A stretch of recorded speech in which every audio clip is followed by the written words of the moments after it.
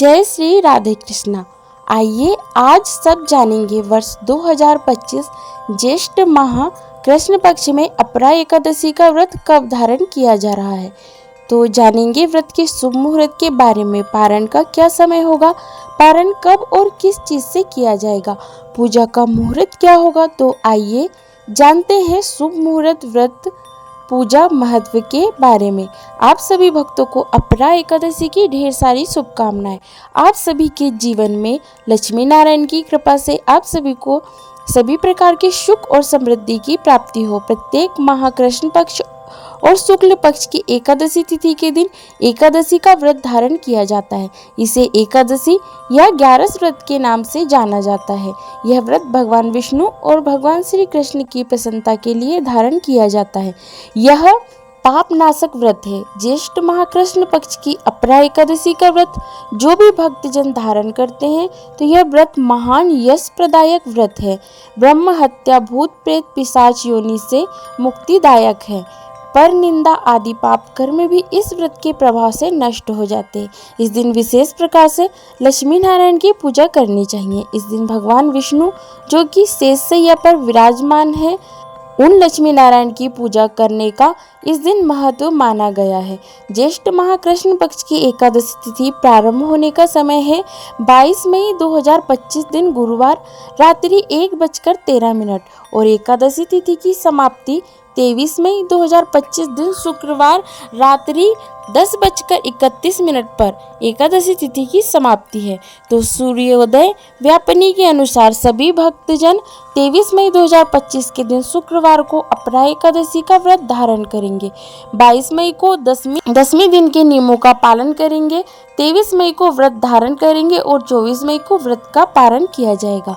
एकादशी व्रत का पारण द्वादशी तिथि में और हरिवासर समाप्त होने के बाद करनी चाहिए। द्वादशी तिथि प्रारंभ का समय है 23 मई 2025 दिन शुक्रवार रात्रि 10:32 और द्वादशी तिथि की समाप्ति 24 मई 2025 दिन शनिवार शाम 7:22 पे द्वादशी तिथि की समाप्ति है।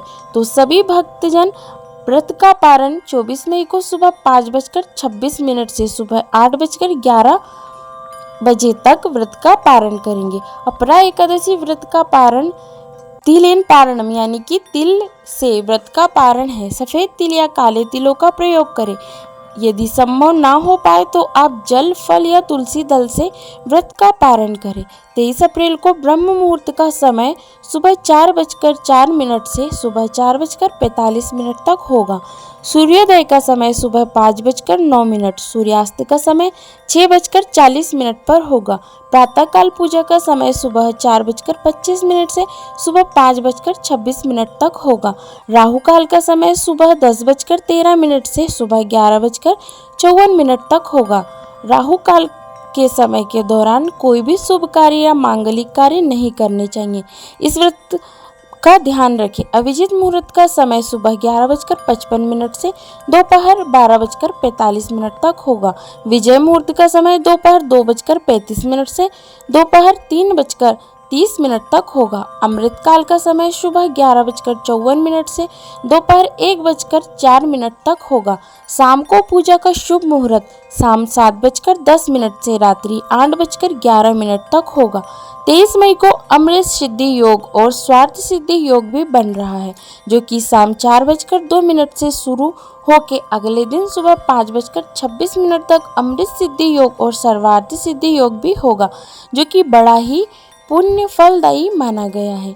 इन योग में पूजन आदि का कार्य करना या दान पुण्यों का कार्य करने से 24 मई को पूजा का शुभ मुहूर्त सुबह का जो सुबह 4:24 से सुबह 5:26 तक होगा और राहु काल का समय सुबह 8:32 से सुबह 10:13 तक होगा। इस दिन भगवान का पूरा विधि विधान से के साथ गंध, पुष्प, धूप, दीप आदि से पूजा करनी चाहिए। नैवेद्य में विशेष प्रकार से भगवान को इस दिन ककड़ी का भोग अवश्य ही लगाना चाहिए और उसे प्रसाद के रूप में ग्रहण भी करना चाहिए।